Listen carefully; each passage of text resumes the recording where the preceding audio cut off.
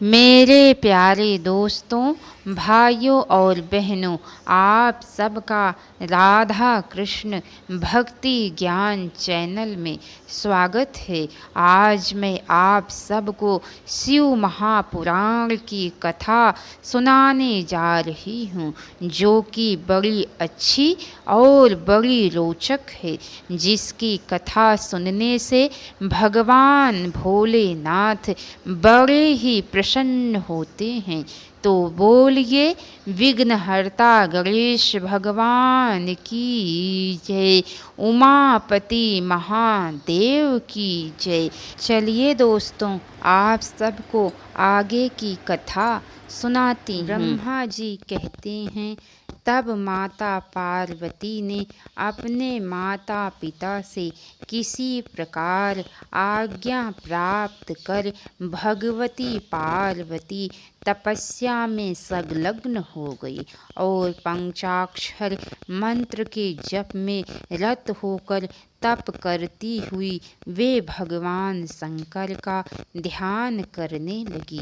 इसी प्रकार तप और महेश्वर का चिंतन करती हुई उन काली ने 3000 वर्ष उस तपोवन में बिता दिए। उनकी कठोर तपस्या से यह संपूर्ण चराचर जगत संतप्त होने लगा। देवता गणों ने ब्रह्मा जी के पास पहुंचकर निवेदन किया कि हे विभो, इस समय यह सारी सृष्टि क्यों जल रही है, इसका कारण ज्ञात नहीं हो पा रहा है। ब्रह्मा जी कहते हैं, तब मैं भगवान विष्णु से निवेदन करने के लिए उन सभी के साथ शीघ्र ही क्षीर सागर गए और उनसे सारी स्थिति का वर्णन किया। विष्णु जी बोले, मैं सारा कारण जान लिया है। आप सब लोग पार्वती की तपस्या से संतप्त हो रहे हैं, अतः मैं आप लोगों के साथ अभी परमेश्वर के पास चल रहा हूँ। शंकर द्वारा विवाह की स्वीकृति। इसके अनंतर ब्रह्मा एवं विष्णु सहित सभी देवता पार्वती के तप की प्रशंसा करते हुए वहाँ गए जहाँ वृषभध्वज महादेव थे। उन सबों ने शिव जी को प्रणाम कर उनकी स्तुति की। तब वहाँ नंदीकेश्वर ने भगवान शिव से कहा, हे प्रभु, देवता और मुनि संकट में पड़कर आपकी शरण में आए हैं। नंदी के इस प्रकार सूचित करने पर भगवान शंभु ने अपने आप समाधि से विरत होकर विष्णु ब्रह्मा एवं देवताओं से आने का कारण पूछा।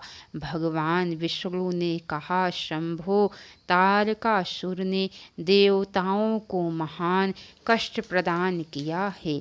यही बताने के लिए सब देवता यहाँ आए हैं। भगवान आपके औरस पुत्र से तारक दैत्य मारा जा सकेगा और किसी प्रकार से नहीं। आप कृपा कर गिरजा हिमवान की पुत्री गिरजा का पाणी ग्रहण करें। श्री विष्णु का यह वचन सुनकर भगवान शंकर ने ब्रह्मा विष्णु देवताओं तथा मुनियों को निष्काम धर्म का उपदेश दिया। तदंतर भगवान शंभु पुनः ध्यान में निमग्न हो गए। परमेश्वर शिव को ध्यान मग्न देखकर उन्होंने नंदी की सहमति ली। नंदी ने पुनः दीन भाव से स्तुति करने के लिए कहा। वे सभी देवगण दीन भाव से पुनः स्तुति करने लगे। भगवान विष्णु ने पुनः निवेदन किया, सुखदायक भगवान शंकर, हम सब देवताओं को तारकासुर से अनेक प्रकार का कष्ट प्राप्त हो रहा है। आपके लिए ही देवताओं ने गिरिराज हिमालय से शिवा की उत्पत्ति कराई है। शिवा के गर्भ से आपके द्वारा जो पुत्र उत्पन्न होगा उसी से तारकासुर की मृत्यु होगी, दूसरे किसी उपाय से नहीं है। नारद जी की आज्ञा से पार्वती कठोर तपस्या कर रही हैं। उनके तेज से समस्त त्रिलोकी आच्छादित हो गई है। इसीलिए परमेश्वर शिवा को स्वीकार कर सबका दुख मिटाइए। शंकर मेरे तथा देवताओं के हृदय में आपके विवाह का उत्सव देखने के लिए बड़ा भारी उत्साह है, अतः आप यथोचित रीति से विवाह कीजिए। ब्रह्मा जी कहते हैं, हे नारद, ऐसा कहकर उन्हें प्रणाम करके विष्णु आदि देवता और महर्षियों ने पुनः उनकी स्तुति की। भक्तों के अधीन रहने वाले भगवान शंकर ने विवाह का तर्क और युक्ति पूर्वक निषेध वचन कहा, परंतु साथ ही यह भी कहा कि जब जब भक्तों पर कहीं कोई विपत्ति आती है तब मैं तत्काल उनके सारे कष्ट हर लेता हूँ। तारकासुर से तुम सब लोगों को जो दुख प्राप्त हुआ है उसे मैं जानता हूँ, उसका मैं निवारण करूँगा। यद्यपि मेरे मन में विवाह करने की कोई रुचि नहीं है, तथापि मैं पुत्रोत्पादन के लिए गिरजा के साथ विवाह करूँगा। तुम सब देवता अब निर्भय होकर अपने अपने घर जाओ, मैं तुम्हारा कार्य सिद्ध करूँगा। सप्तर्षियों के द्वारा पार्वती के तप की परीक्षा। देवताओं के चले जाने पर पार्वती के तप की परीक्षा के लिए भगवान शंकर समाधिस्थ हो गए। उन दिनों पार्वती देवी बड़ी भारी तपस्या कर रही थी। उस तपस्या से रुद्रदेव भी बड़े विस्मय में पड़ गए। भक्ताधीन होने के कारण वे समाधि से विचलित हो गए। सृष्टिकर्ता हर ने वशिष्ठादि सप्तर्षियों का स्मरण किया। उनके स्मरण करते ही वे सातों ऋषि वहाँ शीघ्र ही आ पहुँचे। भगवान शिव ने प्रसन्नता पूर्वक कहा, गिरिराज कुमारी देवेश्वरी पार्वती इस समय गौरी शिखर नामक पर्वत पर तपस्या कर रही हैं। मुझे पति रूप में प्राप्त करना ही उनकी तपस्या का उद्देश्य है।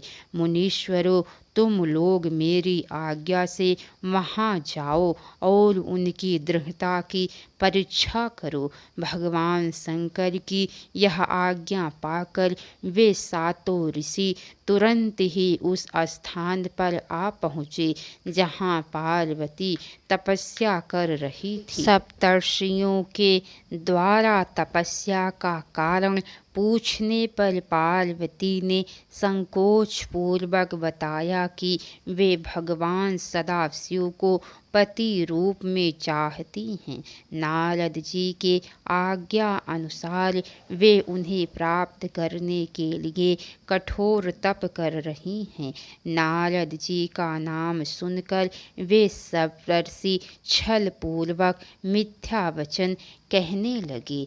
पहले उन्होंने नारद की निंदा की और कई प्रकार के उदाहरण देकर कहा कि नारद ने आज तक किसी का घर नहीं बसाया, वह तो घर फोड़ने वाला है। इसके अनंतर भगवान शिव के अमंगल वेश आदि का वर्णन करते हुए पार्वती को उनसे विरत करने का प्रयास किया और विष्णु की की प्रशंसा करते हुए उनसे विवाह करने का प्रस्ताव रखा, परंतु पार्वती ने इसे स्वीकार नहीं किया। शिव की महिमा का वर्णन करते हुए वे बोली, शिव पर ब्रह्म एवं विकार रहित हैं। वे भक्तों के लिए ही शरीर धारण करते हैं। वे सदा शिव प्रभु निर्गुण माया रहित एवं विराट हैं। हे ब्राह्मणों, यदि शंकर मेरे साथ विवाह नहीं करेंगे तो मैं सर्वदा अविवाहित रहूंगी। यह कहकर और उन मुनियों को प्रणाम करके वे पार्वती मौन हो गई। तदंतर ऋषियों ने भी पार्वती का दृढ़ निश्चय जानकर उनकी जय जयकार की और उन्हें उत्तम आशीर्वाद प्रदान किया। इसके अनंतर वे ऋषिगण शिवलोक पहुंचकर भगवान सदाशिव को संपूर्ण वृतांत निवेदन कर अपने अपने लोक को चले गए। इसके आगे की कथा दोस्तों आप सबको कल सुनने को मिलेंगी। तो कैसी लगी कथा लाइक करके कमेंट बॉक्स में ज़रूर बताइएगा। तो बोलिए हर हर महादेव। अब तक की सारी वीडियो देखने के लिए आप सबको बहुत बहुत धन्यवाद। राधे राधे दोस्तों कथा में जहाँ कहीं भी कुछ भी गलती हुई हो तो उसके लिए आप सब क्षमा कीजिएगा। आप सबसे मैं बारंबार क्षमा मांगती हूँ। तो बोलिए राधे राधे दोस्तों।